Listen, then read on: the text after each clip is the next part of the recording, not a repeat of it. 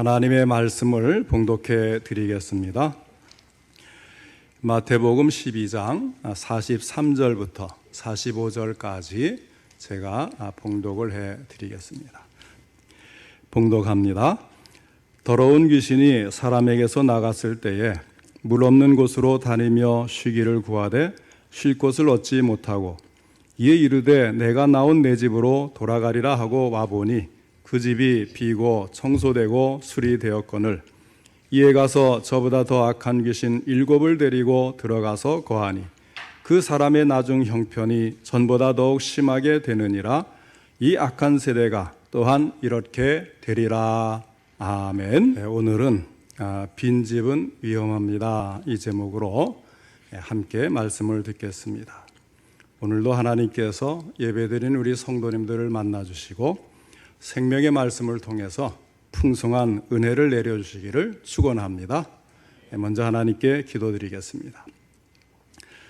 사랑과 은혜가 풍성하신 하나님 아버지, 오늘 저희들의 예배를 받으시며 귀한 말씀 주시니 감사를 드립니다.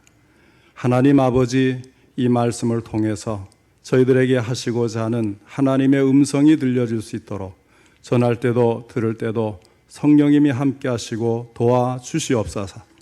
말씀을 깨닫고 깨달은 것을 실천할 수 있도록 믿음도 더해 주시옵기를 간절히 바라고 원합니다. 예수님의 이름으로 기도하옵나이다. 아멘. 제가 도시에서만 살다가 처음으로 시골에 있는 교회에 부임했을 때에 참 적응이 어려운 일이 하나 있었습니다. 그것은 마을 주민들이 집집마다 문을 활짝 열어놓고도 마음 놓고 집을 비운 채 외출을 하고 일을 하러 가는 거예요. 그런데 저는 도시에서 빈집에 일어나는 사고를 많이 보았거든요. 그래서 문을 꼭꼭 닫아 거는 것이 습관이 되어 있습니다. 자동차도 그래요. 한 번은 교회 봉고차가 교인들을 태워주고 나서 주차를 시켜놓았는데 차의 창문이 완전히 닫히지 않은 상태였나 봐요. 그러니까 이 봉고차는 조금만 열어도 다시 밀면 또 활짝 열리지 않습니까? 그래서 이 조금 열려 있는 것을 보고는 손을 집어넣어서 차문을 열고 차 열쇠가 없는데도 꼭 영화에서 보는 것처럼 이 선을 이어가지고 시동을 걸고는 자동차를 훔쳐가는 거예요. 자동차 도난을 당하니까 참 근심되는 일이 많더라고요. 파출소에서는 교회차 열쇠를 몇 개를 복사했느냐, 교인 중에 누가 갖고 있느냐 일일이 다 확인을 하고 귀찮게 하는가 하면 이 도난당한 차가 나가서 이제 사망 사고를 내든지 무슨 피해를 내든지 하면 결국 차주에게 책임이 이제 묻는다는 거예요. 그러다가 이제 차 도둑들이 잡혔다고 연락이 왔습니다. 서울 관악경찰서에서 연락이 와서 가보니까 20대 초반의 젊은 사람들이었는데 이들은 자동차만이 아니라 빈집털이까지 하는 사람들이었어요. 어떻게 빈집털이를 하는가 하면 그냥 동네를 이렇게 돌아다녀요. 쭉 돌아다니다가 창문이든지 대문이든지 한번 밀어보는 거예요. 그래서 열리면 그냥 들어가질 않고 돌을 던져본다든지 해서 인기척이 없으면 안심하고 집안에 있는 현금이나 금목걸이 같은 것들을 훔쳐가는 겁니다. 그런 데서 살다가 처음 농촌 생활을 하니 집이나 자동차나 문을 열어놓는 것이 매일 일반화되어 있고 도저히 적응이 되질 않는 거예요. 그런데 제가 그것을 떠날 즈음에는 많이 변했어요. 농촌에도 이제는 빈번하게 빈집털이가 발생하고 자동차 도난도 발생하게 되니까 조금씩 조심을 하게 됩니다. 심지어는 요즘에 이 CCTV도 많이 설치하고 있어요. 참 많이 변하지 않았습니까? 그만큼 빈집의 위험을 인식하게 되었다는 이야기입니다. 그런데 그것이 꼭 주택이나 자동차만 위험한 것이 아니라는 거예요.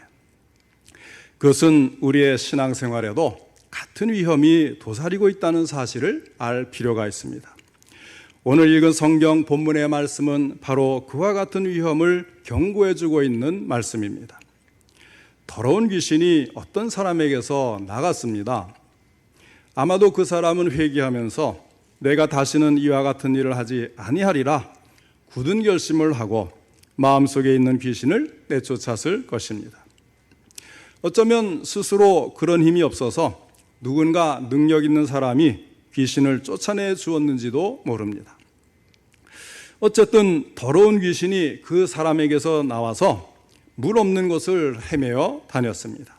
사막과 광야 같은 곳을 다니면서 쉴 곳을 찾았는데 마땅히 쉴 만한 곳을 찾지를 못한 것입니다. 더 이상 갈 곳을 찾지 못한 귀신이 생각했습니다. 내가 나온 내 집으로 돌아가리라. 그래서 옛집에 예전에 자신이 들어가 있던 사람에게 와보니까 마침 그 집이 아직도 비어 있었어요. 그 집에 누가 들어있으면 싸워서라도 들어가려고 했는데 아직도 그 집이 비어 있는 것입니다. 얼마나 좋았겠습니까? 뿐만 아니라 그 집이 깨끗하게 청소가 되고 수리까지 되어 있었습니다. 그래서 잘됐다 하고 얼마 안 가서 자기보다도 더 훨씬 힘이 세고 악한 동료 7귀신을 데리고 왔어요. 이제 다시는 이 집에서 나가지 아니하리라 하는 생각으로 자기보다 더 악한 귀신 7을 데리고 옛집에 들어온 것입니다. 그 결과 그 사람의 나중 형편이 전보다도 더욱 심하게 되었다는 이야기입니다. 예수님의 말씀 가운데 나오는 귀신의 집이 무엇을 의미합니까? 바로 인간의 마음입니다. 귀신은 사람의 마음속에 거하기를 가장 좋아한다는 거예요. 그리고 이 사람의 문제가 무엇입니까? 귀신을 내쫓고 집을 비우고 청소하고 수리한 것까지는 잘한 일입니다.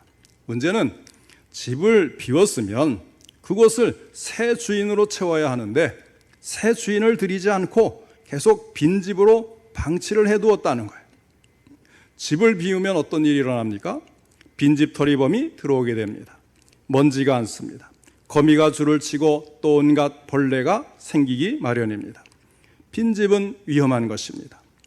마찬가지로 우리의 마음도 빈 마음 그대로 방치해두면 대단히 위험합니다. 귀신의 집이 되고 만다는 사실을 알아야 합니다.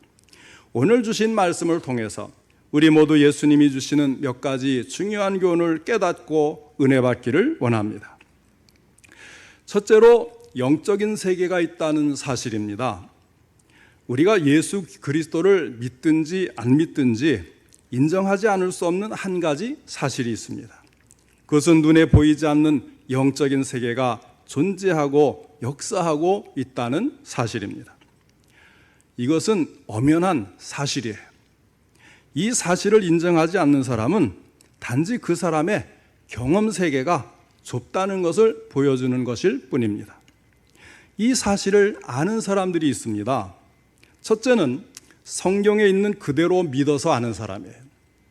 온 우주 만물을 창조하시고 그 가운데 육체를 가진 생명체와 영적인 존재까지 창조하시고 다스리시는 하나님께서 말씀을 해주시는 것을 통해서 아는 것, 이것이 사실은 가장 정확하고 확실한 방법입니다. 둘째는 성령을 통해서 영적 체험을 한 사람들입니다. 그러나 사람마다 다 다른 은사를 주시니까 누구나 똑같이 같은 체험을 할 수는 없는 거예요. 그 다음에 세 번째는 악령을 통해서 영적 체험을 한 사람들입니다. 귀신 들려서 점을 치고 구슬하거나 아니면 다른 사악한 일을 하는 사람들입니다. 이런 경우는 아주 불쌍한 사람이 되고 말아요. 왜냐하면 마귀는 이 거짓의 아비라 그랬잖아요. 그러니까 이 귀신들도 거짓말에 능통하니까 귀신에 대한 영적 지식이 잘못될 수가 있어요. 그 다음에 귀신의 조종을 받아서 하나님의 대적자로 살다가 마지막 때에 하나님께서 악한 영들을 지옥불에 던지실 때에 함께 가야 되기 때문에 이런 그 악령을 통해서 영적 체험을 한 사람들은 정말 불쌍한 사람들이죠. 그러면 귀신은 어떤 존재입니까? 신앙생활을 잘하려면 귀신의 정체도 잘 알아야 합니다. 자, 오늘 본문에 귀신의 정체를 몇 가지로 설명해 주고 있습니다. 물론 본문에 나오지 않은 것을 또 우리가 한 가지 제가 말씀을 드리면, 이 귀신은 악한 천사들이, 마귀 사탄이 천사장을 하다가 쫓겨나면서 같이 쫓겨난 그런 천사들이라는 것이 정설로 되어 있어요. 그래서 죽은 사람이 귀신이 되는 게 아니고, 악한 천사가 하나님 앞에 범죄하고 쫓겨나서 악한 영이 되는 것이 이제 귀신이 되는 거예요. 그러니까 사탄의 졸개들이라 이렇게 생각하면 되겠어요. 자, 그 다음에 오늘 본문에 나오는 것을 통해서 보면, 첫째로 귀신은 더럽고 악한 존재입니다. 오늘 본문 43절을 보면 더러운 귀신이 했고, 또 45절을 보면 이에 가서 저보다 더 악한 귀신 7을 데리고 들어가서 고하니 하였습니다. 귀신이라고 하는 것은 이렇게 더럽고 악한 존재입니다. 따라서 귀신은 사람의 마음속에 들어와서 사람의 마음을 더럽고 악하게 만듭니다. 더러운 사회, 악한 집단을 만드는 것이 바로 귀신이 하는 일이에요. 우리는 우리의 마음속에 더럽고 악한 귀신이 틈타지 못하도록 항상 우리의 마음을 지켜야 합니다. 두 번째로, 귀신은 사람의 마음속에 출입이 가능한 존재입니다. 오늘 보면 43절을 보시기 바랍니다. 여기에 귀신의 출입이 가능한 것을 보여주는 단어들이 나와요. 43절에 더러운 귀신이 사람에게서 나갔을 때에 그랬습니다. 나갔다고 했습니다. 귀신은 우리 마음속에 있다가 나가는 것, 스스로 나가는 것이 가능해요. 자, 계속 보면 물 없는 곳으로 다니며 했습니다. 이리저리 왔다 갔다 하면 이제 귀신은 돌아다닌다는 거예요. 또 44절에 보면 이에 이르되 내가 나온 내 집으로 돌아가리라. 자기가 나왔다 그랬고 또 돌아가겠다고 했습니다.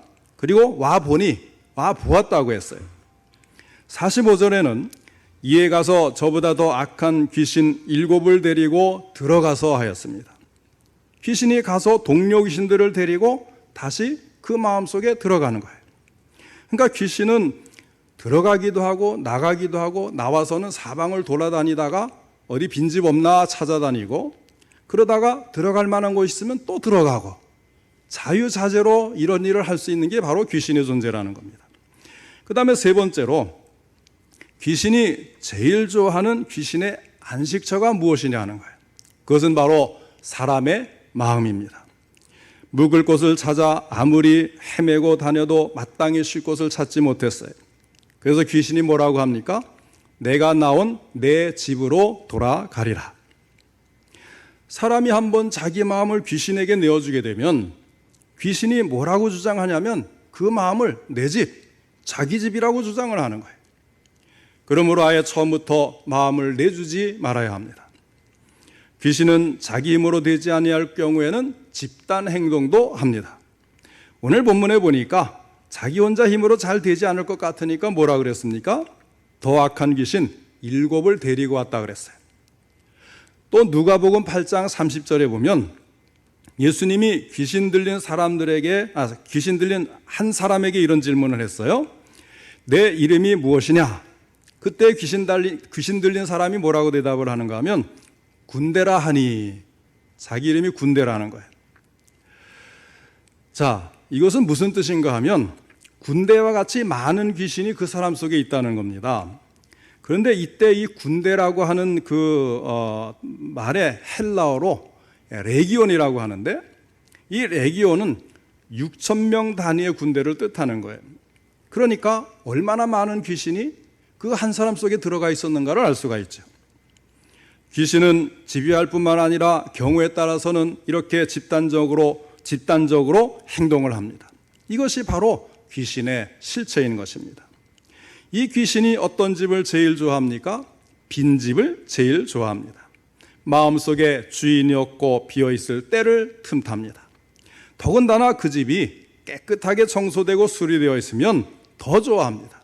그래서 빈집은 위험하다는 사실을 항상 기억하고 집이 비어있지 않도록 해야 합니다. 두 번째로 오늘 본문 말씀은 빈집은 위험하다고 하는 사실을 가르쳐 줍니다. 앞에서 말씀드린 것처럼 집이 비어 있으면 도둑이 들어와서 제 집처럼 마음 놓고 온갖 것을 다 훔쳐가게 됩니다. 예전에 그런 기사가 실린 적이 있었어요. 어떤 도둑이 빈집에 들어가서 재물만 훔쳐간 것이 아니라 아예 샤워도 하고 냉장고에서 맛있는 것도 꺼내 먹고 한잠 푹 주무시고 갔다는 그런 기사였습니다. 빈집은 이처럼 아주 위험한 것입니다. 사람의 마음도 마찬가지입니다. 마음속에 있는 더럽고 악한 귀신을 내쫓아야 하지만 그러나 빈 마음을 그대로 방치해 두는 것은 더 위험하다는 거예요. 새 주인을 모셔드려야 합니다. 누가 새 주인이 될 수 있습니까? 거룩하고 경건하고 우리를 사랑하고 능력 많으신 주 예수 그리스도. 오직 십자가에 죽으시고 3일 만에 다시 부활하셔서 마귀의 권세를 깨뜨리시고 승리하시며 하늘과 땅의 모든 권세를 받으신 우리 주 예수 그리스도만이 새 주인이 되실 수가 있습니다. 예수 그리스도를 우리의 마음속에 모셔야 합니다. 그렇게 하지 않으면 또다시 귀신의 공격을 받아서 귀신에게 다시 마음을 빼앗기게 됩니다. 지금도 귀신들은 우리 주위를 두루 돌아다니고 있습니다. 마음을 엿보다가 마음이 비어있고 예수 그리스도가 그 마음속에 없으면 공격해 들어옵니다. 베드로전서 5장 8절에 말씀합니다. 근신하라 깨어라 너희 대적 마귀가 우는 사자같이 두루 다니며 삼킬 자를 찾나니 하였습니다. 삼킬 자를 찾으면서 마귀는 두루 다닌다고 하였어요. 지금도 귀신들이 우리 주변에서 두루 다니고 있습니다. 삼킬 자를 찾기 위해서 곧 자기의 집을 찾기 위해서 오늘 본문에 있는 말씀대로 한다면 쉴 곳을 얻기 위해서 안식처를 구하기 위해서 지금도 두루 돌아다니고 있는 것입니다. 오늘 보니까 이 본문의 이 귀신이 내가 나온 내 집으로 돌아가리라 하였습니다. 자기가 나왔음에도 불구하고 자기가 있던 옛집을 자기 집이라고 주장을 하는 거예요. 마찬가지로 비록 우리 마음속에서 더럽고 악한 귀신이 나갔다고 해도 예수 그리스도로 다시 충만하지 아니할 경우에는 귀신이 다시금 우리의 마음을 자기 집이라고 주장을 하면서 돌아온다는 것입니다. 귀신이 우리를 향해서 손가락질을 합니다. 저건 내 집이야. 지금 교회 와서 저렇게 앉아있지만 꾸벅꾸벅 조는 저 꼴을 보니까 저건 틀림없이 내 집이야. 이렇게 주장을 합니다. 우리 마음을 비워두지 말고 예수 그리스도로 충만해지는 은혜를 받아야 합니다. 마음을 비우게 되는 것은 언제입니까? 귀신이 틈탈 수 있는 때가 언제인가 하는 것입니다. 우선 하나님을 내 마음의 주인으로 모시지 않을 때에 귀신이 틈을 탑니다. 이스라엘의 초대 임금이었던 사울왕을 한번 생각해 보시기 바랍니다. 사울왕이 하나님 말씀에 순종하고 또 하나님을 자기 마음의 주인으로 모실 때는 겸손했습니다. 잘 살았습니다. 그러나 그가 교만해지고 그의 마음이 하나님을 떠났을 때에 빈 마음이 되었습니다. 어떻게 되었습니까? 즉시 악한 영이 그의 마음에 들어가서 그를 못살게 괴롭혔습니다. 또 경우에 따라서 하나님을 바라보던 시선을 옮겨서 하나님을 바라보지 아니하고 다른 것을 바라볼 때에 빈 마음의 위험이 생길 수 있습니다. 이스라엘의 사사 삼손을 생각해 보시기 바랍니다. 하나님의 말씀을 순종하고 믿음으로 자기 마음을 지킬 때에 하나님께서 그에게 능력을 공급해 주셨어요. 이스라엘의 위대한 사사가 되었습니다. 그러나 이 삼손이 하나님을 바라보지 아니하고 기생 들릴라를 바라볼 때 어떻게 되었습니까? 하나님이 그에게서 능력을 빼앗았습니다. 머리카락이 다 잘렸습니다. 두 눈도 뽑히고 말았습니다. 비참한 최후를 맞이하게 된 것입니다. 또 자기에게 주어진 사명에 충성하지 아니하고 게으르고 한가할 때에 빈 마음의 위험이 있습니다. 다윗 왕을 한번 생각해 보세요. 사울에게 쫓기고 압살롬에게 쫓길 때 또는 대적들과 싸울 때에 그는 하나님께 간절히 기도하고 하나님께 매달리고 하나님께 더욱더 가까이 나아갔습니다. 그럴 때에 그의 영은 대단히 맑았습니다. 그러나 태평성대가 되고 한가해졌을 때 그는 어떻게 되었습니까? 밧세바와 간음을 했습니다. 그리고 그것을 은폐하기 위해서 밧세바의 남편인 우리아를 죽이는 살인죄까지 범하였습니다. 우리의 신앙생활도 마찬가지입니다. 환난과 역경이 있을 때 우리는 눈물로 기도하면서 하나님 앞에 더 가까이 나옵니다. 주님께 매달립니다. 우리의 영이 맑습니다. 그러나 먹고 살만하고 편할 때에 또 한가로울 때에 우리의 마음이 하나님께로부터 멀어지기가 쉽습니다. 바로 그럴 때 우리의 마음이 빈 마음이 될 위험이 있다는 것입니다. 그러할 때에 귀신이 틈타게 되는 것입니다. 귀신은 지금도 우리 주위를 돌아다니면서 우리 마음속에 예수 그리스도가 안 계시면 비집고 들어와서 우리 마음의 주인 노릇을 하려고 합니다. 그러므로 우리의 마음을 비워두지 말고 언제나 예수 그리스도로 충만하게 채워야 합니다. 하나님의 말씀과 하나님의 능력으로 우리의 마음을 충만하게 채워야 합니다. 그렇게 해야 더럽고 악한 귀신이 우리 마음을 틈타지 못하게 되는 것입니다. 세 번째로 예수 그리스도를 모신 우리는 적극적인 신앙생활을 해야 합니다. 우리가 기억해야 될 아주 중요한 것이 있는데요. 우리 마음속에 있는 더러운 귀신을 내쫓고 예수 그리스도를 모신 뒤에는 더 이상 더럽고 악한 귀신이 우리의 마음을 틈타지 못하도록 우리가 열심 있는 적극적인 신앙생활을 해야 한다는 것입니다. 죄를 짓지 않는 것은 매우 중요합니다. 그러나 그것은 소극적인 거예요. 그것만 가지고는 부족합니다. 내 마음의 주인 되신 예수 그리스도의 뜻대로 선한 일을 적극적으로 행해야 합니다.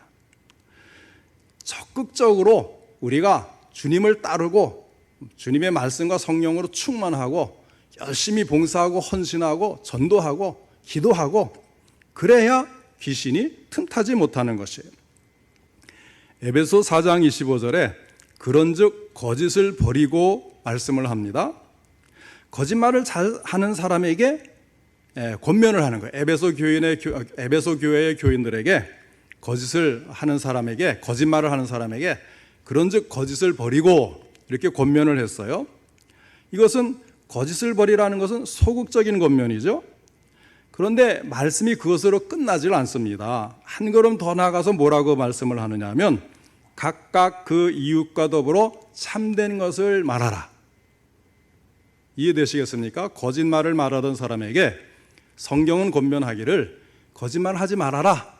그것으로 끝나는 게 아니고 각각 그 이웃과 더불어 참된 것을 말하라. 적극적인 명령이 함께 곁들여지는 것입니다. 말버릇이 좋지 않아서 고민하는 사람이 어떻게 해결책을 찾을 수가 있겠습니까? 내가 더 이상 이런 더러운 말은 하지 말아야지. 그 생각만 가지고는 부족하다는 거예요. 적극적으로 참된 말을 하고 진실한 말을 하고 좋은 말, 남을 칭찬하는 말, 덕스러운 말을 하려고 할 때에 더럽고 좋지 못한 말버릇에서 비로소 헤어날 수가 있다는 것이지 내가 그런 말 하지 말아야지, 거짓말 하지 말아야지, 나쁜 말 하지 말아야지 이것으로는 부족하다는 거예요. 또 에베소 4장 28절에는 도둑질하는 자는 다시 도둑질하지 말고 했어요.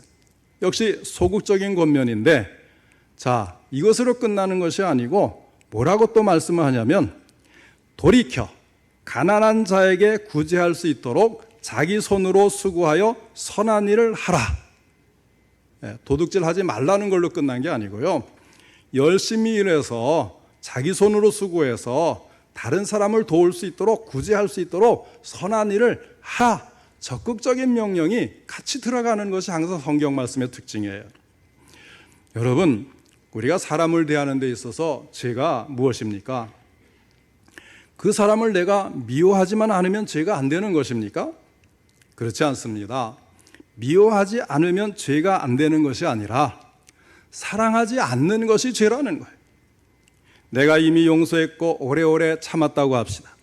그러면 그것이 죄가 아닐까요? 그렇지 않다는 것입니다. 사랑하지 않으면 여전히 죄인 것입니다. 그러면 한번 생각해 보시죠. 내가 모든 것에 대해서 아예 마음을 비우고 살면 죄 안 짓고 사는 것일까요? 교회 일에 대해서 아예 관여 안 하고 빈 마음으로 왔다 갔다 하면 되는 걸까요? 오늘 말씀을 보면 텅 빈 마음은 오히려 사탄의 무대가 되는 것입니다. 봉사하지 않는 마음에 사탄이 들어오는 것입니다. 기도 안 하고 비워둔 마음에 사탄이 들어옵니다. 빈집은 늘 위험합니다.